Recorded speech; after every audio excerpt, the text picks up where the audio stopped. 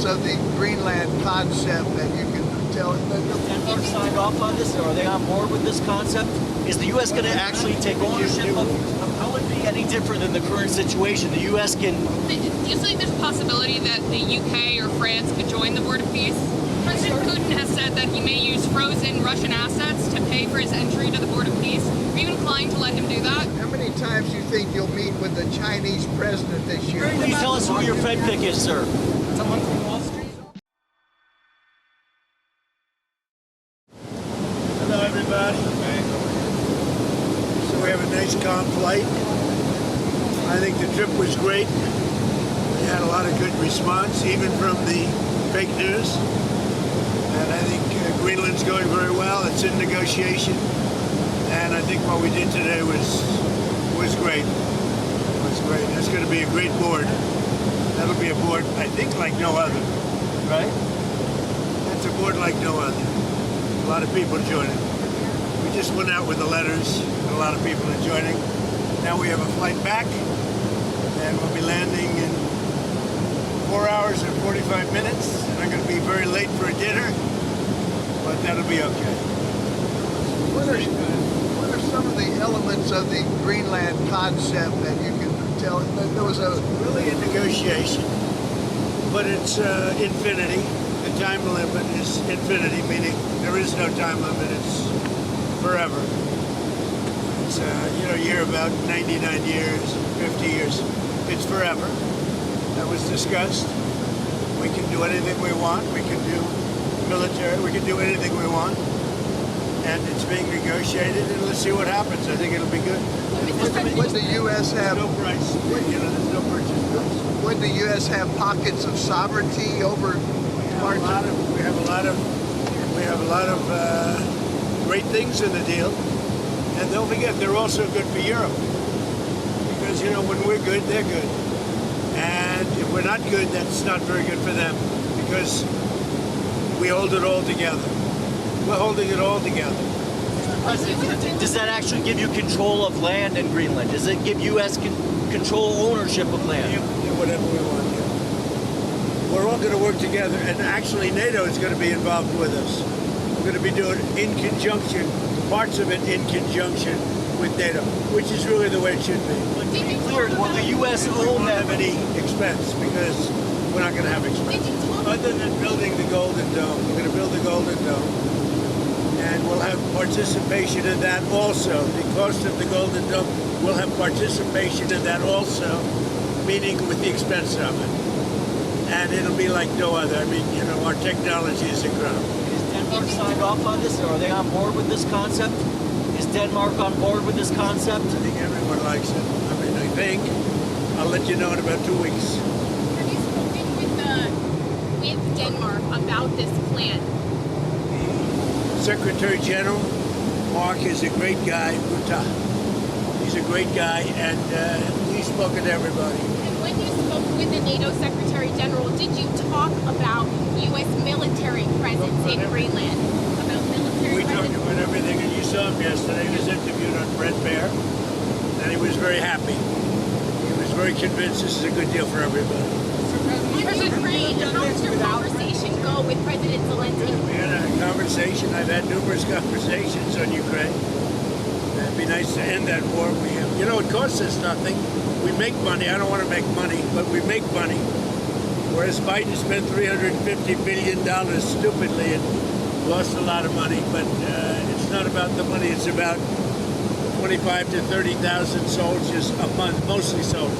Are you ready to A month of being killed. Do you think that did you sign a security seal? Are you able to sign that? Rikov and Jared are right now on the way to Moscow, so we'll see how that works out. What kind of I had a good meeting, but I've had, numerous good meetings with President Zelensky, and it doesn't seem to happen.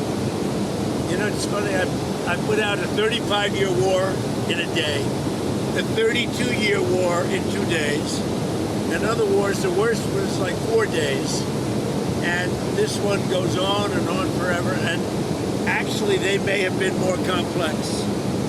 Do you think that trilateral that the U.S., Russia, and Ukraine are having in Abu Dhabi is weekend leads to a trilateral between you, Putin, and Zelensky? Look, it's all good. Anytime we meet, it's good. If you don't meet, nothing's going to happen. I mean, for the first 3 years, nobody met.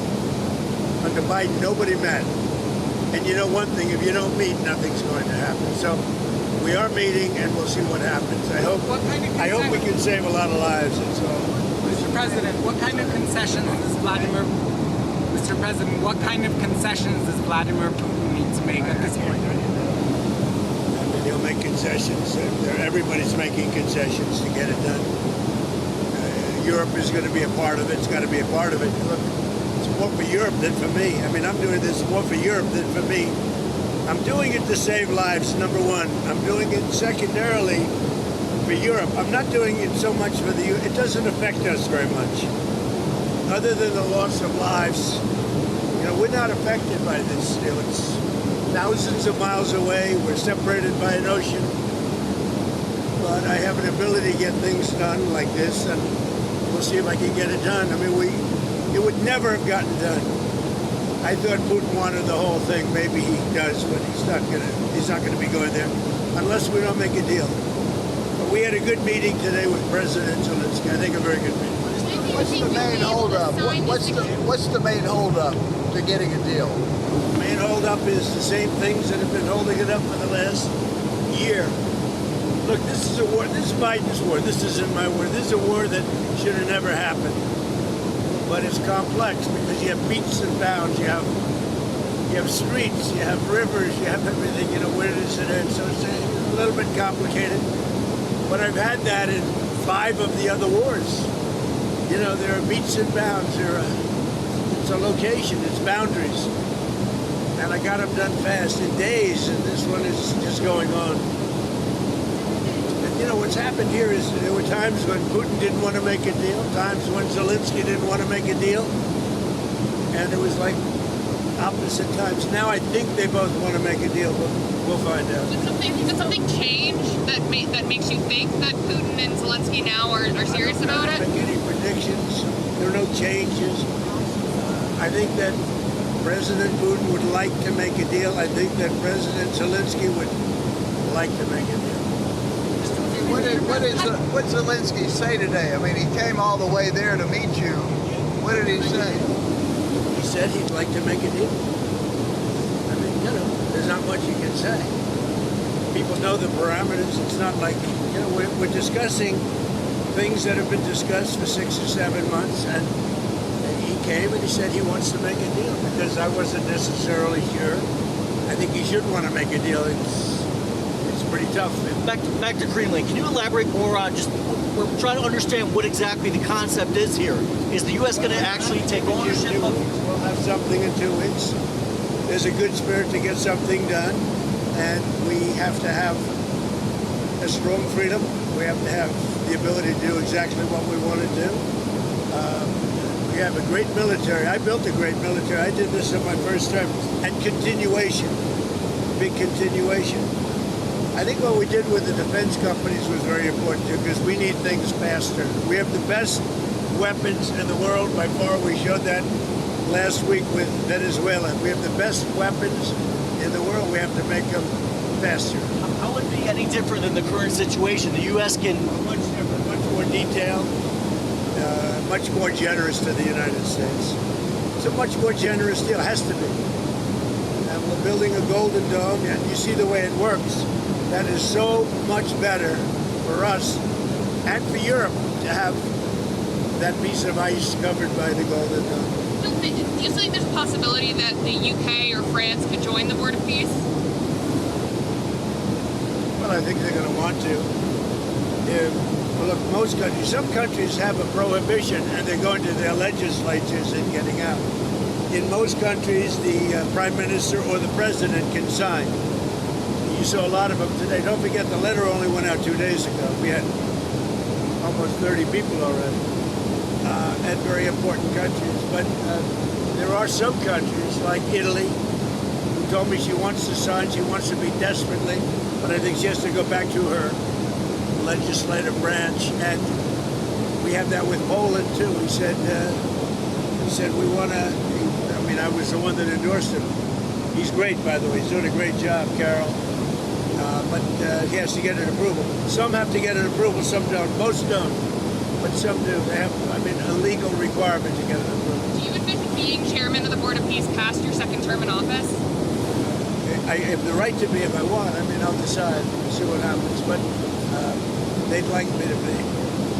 It's in theory for life, but I'm not sure I want that. But it's going to do great work with Gaza and maybe other things. It could be beyond Gaza. And we'll work in terms of the with the United Nations, who I've always said the United Nations has great potential, but they have not lived up to them. And I say 8 wars and I never spoke to them. You'd think I would have spoken to them a lot. But the United Nations has great potential. I think working with the Board of Peace is going to be a good thing for the United Nations. Some of the countries I think the permanent members contributed $1 billion. What is that money supposed to be for Gaza? Countries have already put up $1 billion. Some of the countries have already put up much more than that. What's that money for?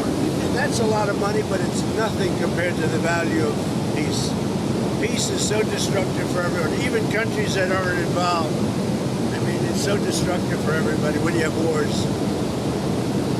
Please tell us who your Fed pick is, sir. Can you tell us who your Fed pick is?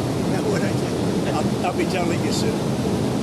No, I have somebody that I think will be very good, but I'm not going to reveal it. From Wall Street? Someone from Wall Street? Somebody that's very respected, very, very well known, and will do, I think, a very good job. President Putin has said that he may use frozen Russian assets to pay for his entry to the Board of Peace. Are you inclined to let him do that? I don't know about that. I've heard that. Who said that? President Putin. It's very interesting. But he said he's going to use his money. His frozen If assets. he's using his money, I think that's fine. Yeah. You're talking about where he said this morning Yeah. he's going to join the Board of Peace and he's going to make a contribution of $1 billion. Yeah, by using his money. If he's using his money, that's great. I think it's important to have everybody in. How much travel are you going to do this year? Campaign travel? I'm going to do a lot of campaign traveling. I hate to tell you guys, but it's going to keep you employed. Now, we're going to work hard.